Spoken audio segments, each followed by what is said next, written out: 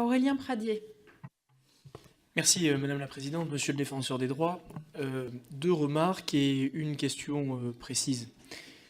La première remarque, je ne l'avais pas avant de vous entendre et d'entendre nos débats, et elle me vient de manière de plus en plus aiguë. Comment vivez-vous votre rôle?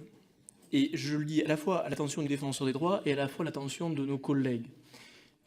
Depuis quelques instants, j'ai un petit problème. J'ai un petit problème avec une notion simple qui est celle de la séparation des pouvoirs. Et autant il me semble, Monsieur le Défenseur des droits, que les parlementaires que nous sommes ont à l'évidence un éclairage à recevoir de votre part, en aucun cas une appréciation. Et de la même manière, il me semble que les parlementaires que nous sommes ont une opinion à exprimer à l'égard de vos recommandations, en aucun cas à vous sermonner de quelque manière que ce puisse être. Et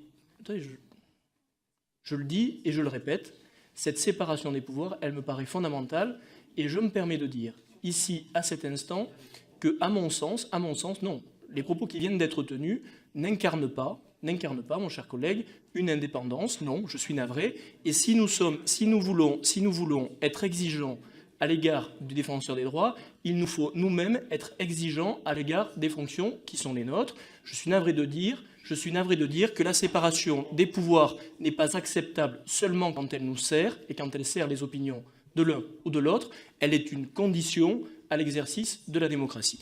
Et donc, Monsieur le Défenseur des droits, je voudrais avoir votre opinion sur ce point de manière très large. Ma question est la suivante. Dans la singularité de la fonction qui est la vôtre, extrêmement respectable et tout à fait capitale dans notre République et notre démocratie, quelles sont vos limites? Et je le dis dans un esprit tout à fait positif. Ma deuxième question porte sur ce que vous avez évoqué tout à l'heure, qui est l'État territorial. Je voudrais attirer votre attention sur un danger qui est notamment incarné dans les maisons de services au public que vous évoquiez. D'abord, une précision, monsieur le rapporteur, importante. Les maisons de services au public ne sont jamais portées par aucun des partenaires, et en particulier la Poste que vous citiez tout à l'heure.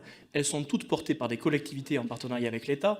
Les agences publiques, ou aujourd'hui semi-publiques, sont partenaires des maisons de services au public. Et moi, je nourris une inquiétude depuis quelque temps, qui est un glissement volontaire de l'État de transférer un certain nombre de ses compétences essentielles vers les collectivités sans leur en donner les moyens et sans surtout l'exprimer en précisant bien aux citoyens que non seulement il faut que les collectivités aient les moyens d'assurer un certain nombre de services, mais qu'au-delà, il faut qu'elles en aient la totale responsabilité. Et la question des permis de conduire, des cartes grises, des pièces d'identité en sont l'incarnation. Les maisons de services au public ne permettent en rien de régler ce problème.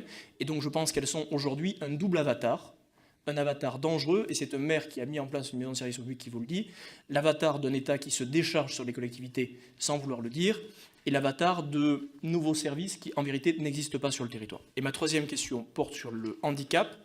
En 2007, la rapporteure spéciale de l'ONU sur les questions de handicap a passé plusieurs jours, je crois même plusieurs semaines dans notre pays.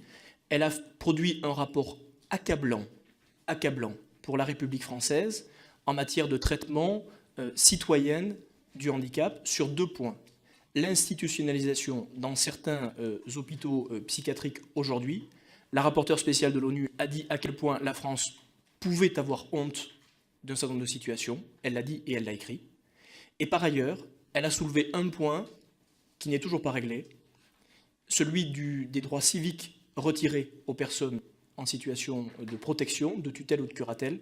Notre pays a cette singularité honteuse, je le dis clairement, de retirer de manière quasi systématique le droit de vote à celles et ceux qui sont placés en situation de tutelle, alors même qu'il n'y a aucune espèce de raison de le faire. Elle concluait dans son rapport en disant que s'il fallait demain faire passer un test de QI à toutes celles et ceux qui votaient dans notre pays, alors il n'y aurait pas que des personnes sous protection de tutelle ou de curatelle qui seraient interdits de participer à la vie citoyenne de notre pays. Alors,